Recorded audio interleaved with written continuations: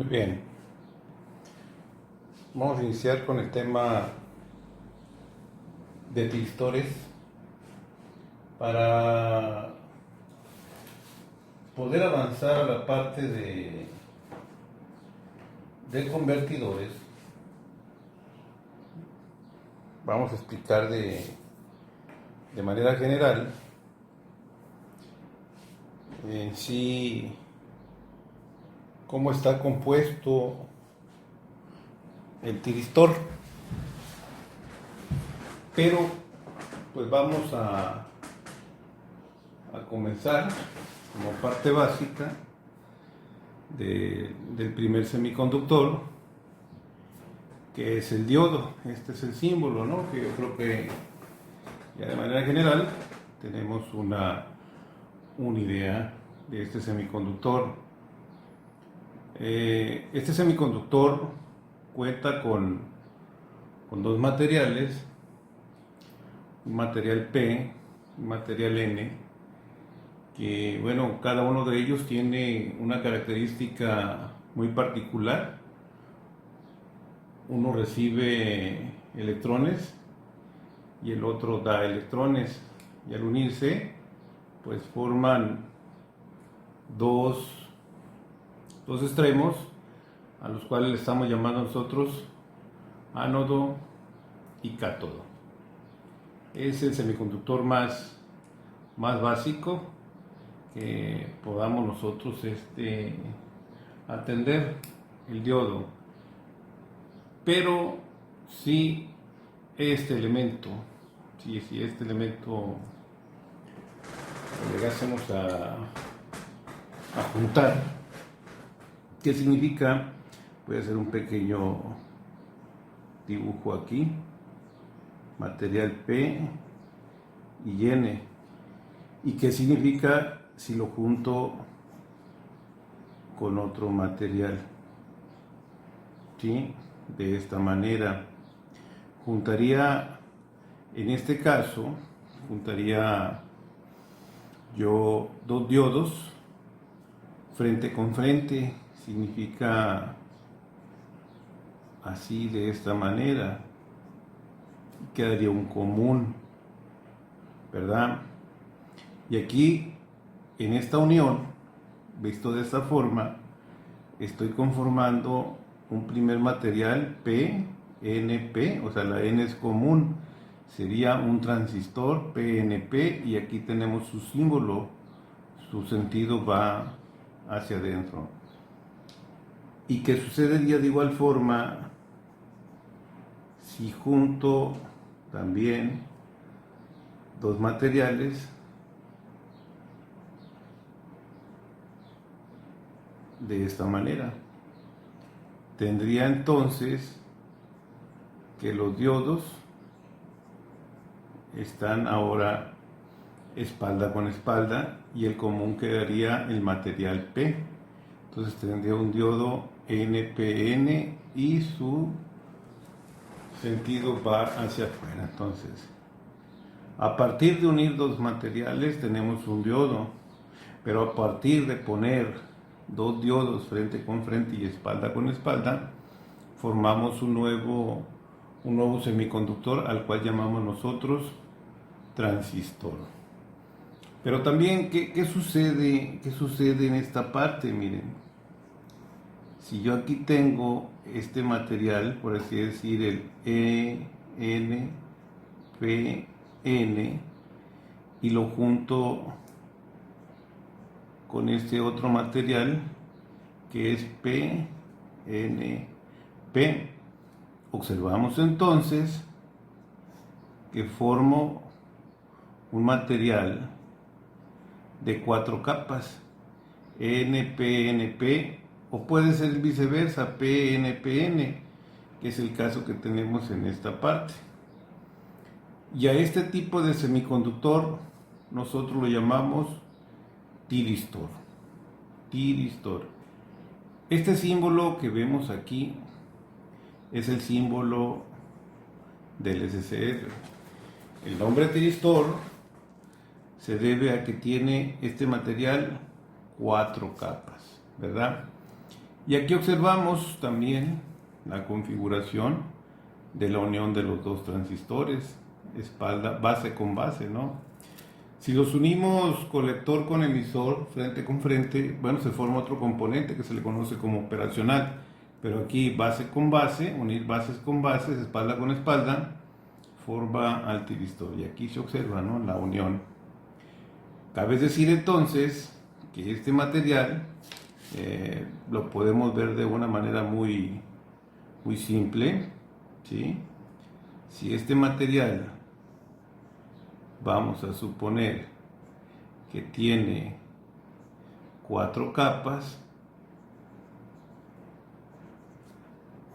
y veamos que lo polarizamos de esta forma. Al polarizarlo de esta forma, significa que por aquí esta unión se adelgaza y por acá esta unión se adelgaza. Pero en el centro no hay nada. Por tanto, si yo tomo una pata de aquí y la conecto, significa que entonces voy a adelgazar esta pata. Esa tercera pata vendría siendo esta que está colocada en este material, ¿no? Y esa es la razón de cómo nosotros operamos. A grandes rasgos la vamos a explicar con más calma cómo funciona este semiconductor. A grandes rasgos significa entonces que si nosotros quitamos esta patita, ¿sí?, lo que es la compuerta, es como un diodo, pero para que este diodo pueda rectificar, ocupamos nosotros energizar esa patita. También, de igual forma, tenemos que si juntamos dos SCRs en sentidos contrarios, aquí observamos, mira, aquí está el SR, juntamos el cátodo con el ánodo y el ánodo con el cátodo, los juntamos, aquí está la unión, vean, y unimos sus compuertas, entonces formamos un nuevo tiristor, que a este se le conoce como triac. Y vean el símbolo, ¿no? Es como si dijéramos que es un SCR que va un sentido y otro SCR que va un sentido, pero con una sola patita. En este caso, la diferencia entre el SCR y el triac, que el SCR nada más va a trabajar alimentaciones de manera unidireccional, o sea, una sola polaridad. Y el triac no. El triac va a trabajar voltajes bidireccionales, o sea, voltajes semiciclos positivos y semiciclos negativos. A grandes rasgos, bueno, lo que trato de explicar en esta lámina es cómo está conformado un tiristor. Entonces, que veamos la tecnología de estos 4 semiconductores y veamos que parten del mismo material, pero con diferentes arreglos en cada uno de ellos. Todos tienen el propósito de controlar la corriente, pero difieren de aplicaciones diferentes, ¿no?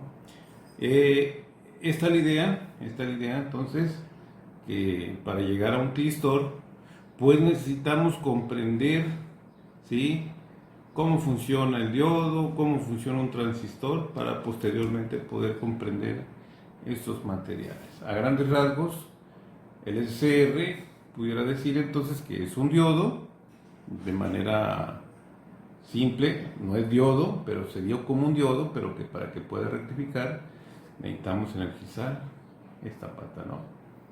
Tiene los mismos nombres que el diodo, ánodo, cátodo, el que cambia es la patita que se le llama compuerta. En el triac tiene, bueno, a uno, normalmente en el manuales de especificaciones lo van a encontrar como MT1, MT2, y la compuerta, y aquí esto no importa, ¿no? La polaridad puede ser de una manera o puede ser de otra. Vamos a seguir hablando del SR para poder atender todavía algunas duditas, ¿sí? Supongamos que tenemos aquí el SCR y aquí tenemos una carga. Primer planteamiento, vamos a poner aquí está la carga, llamémosle una carga de directa primero, ¿sí? O carga directa. Entonces, si yo conecto aquí una fuente de 10 volts de corriente directa, normalmente aquí va a estar todo el tiempo polarizado de esta manera. Pero, aunque yo quisiera que este voltaje llegara hacia acá, no llegaría hasta no hacer una conexión. Preferentemente se coloca una resistencia para protección de la compuerta, que ahorita en la siguiente parte explicaré cómo determinar ese valor.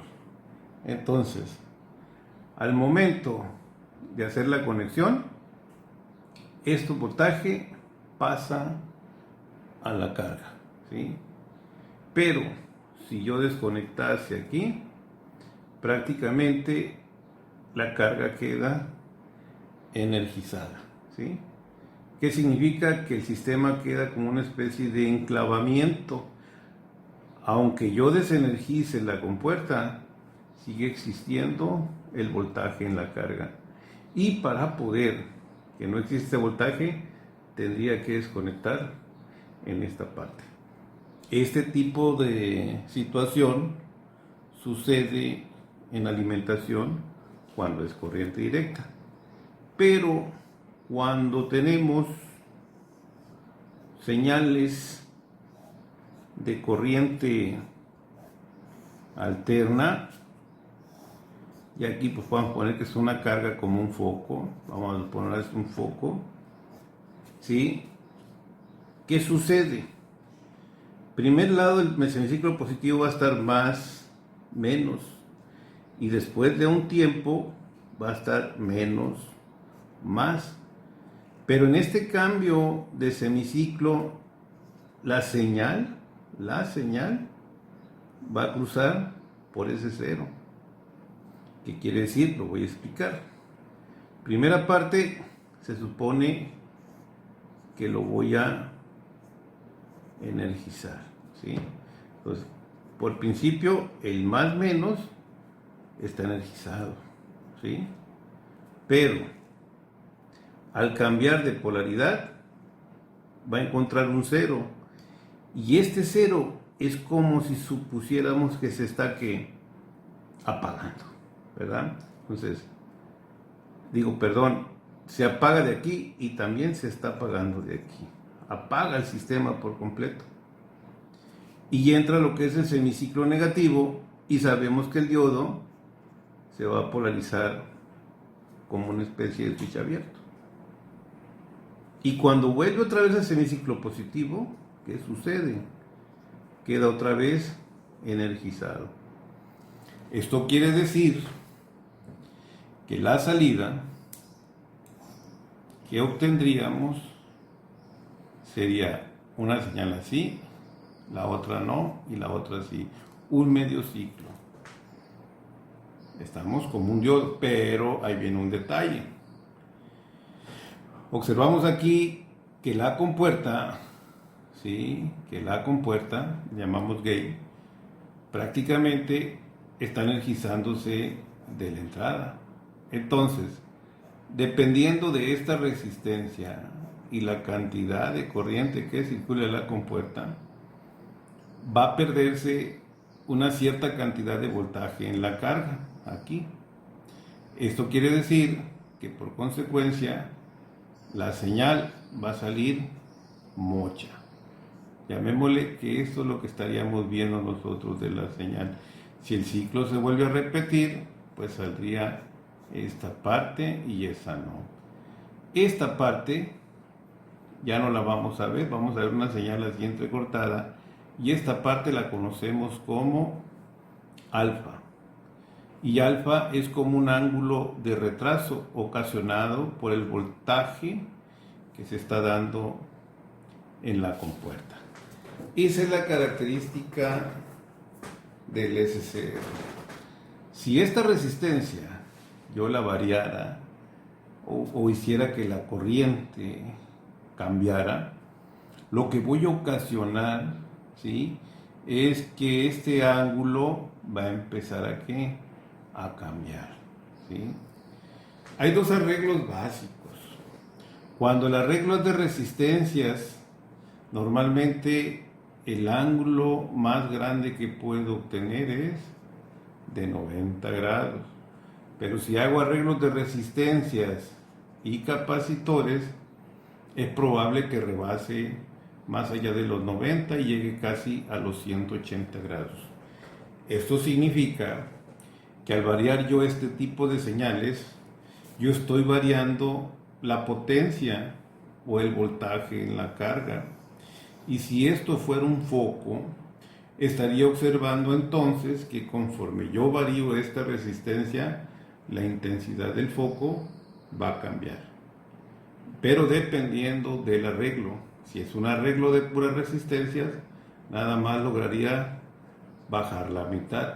Pero en ocasiones el arreglo con resistencias y capacitores hace que disminuya más. Existen otros arreglos, sí existen otros arreglos como el UJT también, pero eso es de calidad más fina, ¿no? Varía de manera más fina ese ángulo. Entonces estaríamos hablando de que el SR estaría controlando el voltaje de salida, pero en corriente directa.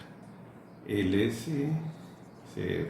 Este es el funcionamiento de este circuito, ¿no? Vamos a observar, un ejemplo. Vamos a observar un ejemplo. Aquí lo traigo ya hecho por la cuestión de evitar tiempo al momento de escribirlo. Tenemos una alimentación de 50 volts. Aquí tenemos la carga, ¿sí? Ahí tenemos la carga y tenemos estas dos resistencias. Aquí tiene el valor, pero es lo que voy a explicar, cómo se define ese valor. Se toma en consideración, bueno, que es un SR106D. Normalmente tiene las características que la corriente que llega a la compuerta de fabricante dice que tolera 200 miliamperes. Y pues aquí sabemos que hay un voltaje de la compuerta que está dado por ley de Ohm, resistencia por corriente. Pero ese voltaje de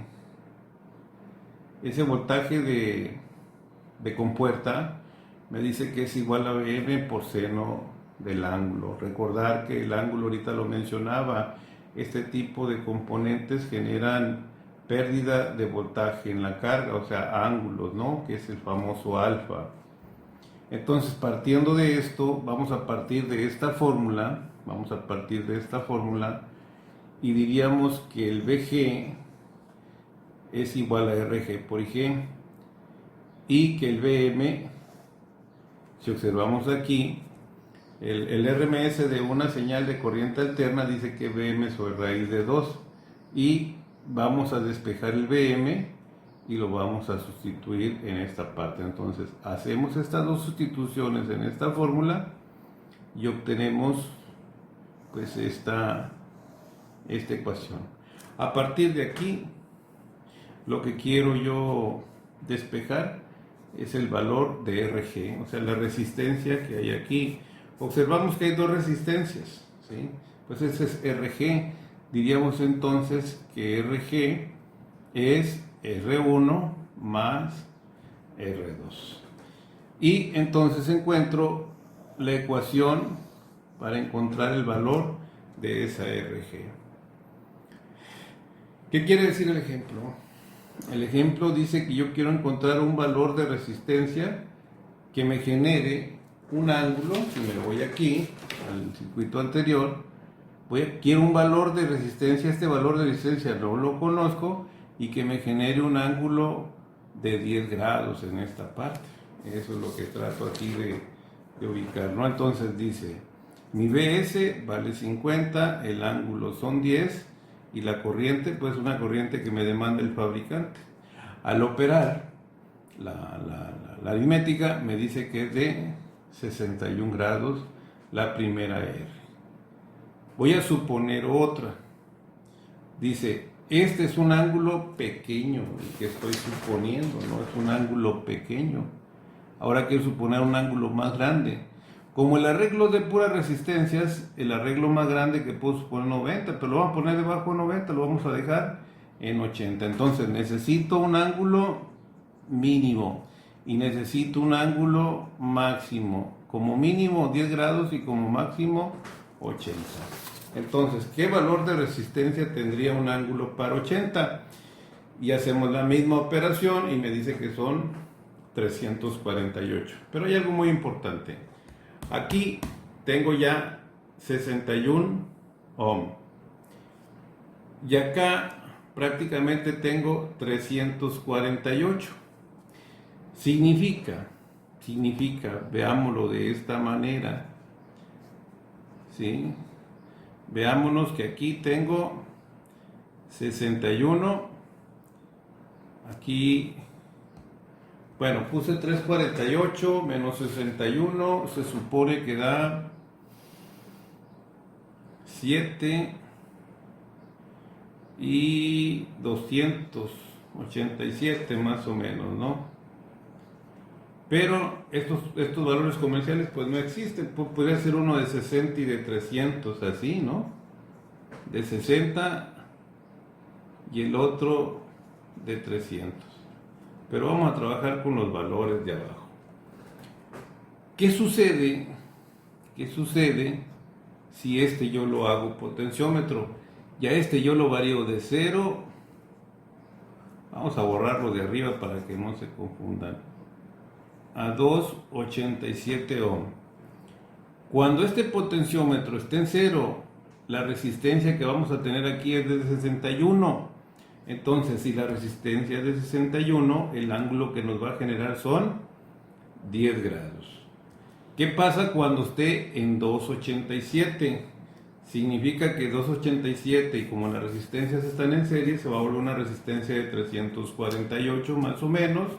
Y esa resistencia, esta fija con esta variable, quiere decir que va a formar una resistencia de 348 y donde nos va a brindar un ángulo que de 80 grados. Esto quiere decir que si yo aquí, en esta parte, empiezo a variar mi potensómetro de 0 a 300, significa que voy a variar el ángulo, ¿verdad? Voy a estar variando este ángulo de 10 a 80 y esto va a ocasionar que mi carga aumente o disminuya la intensidad, dado el caso que sea un foco.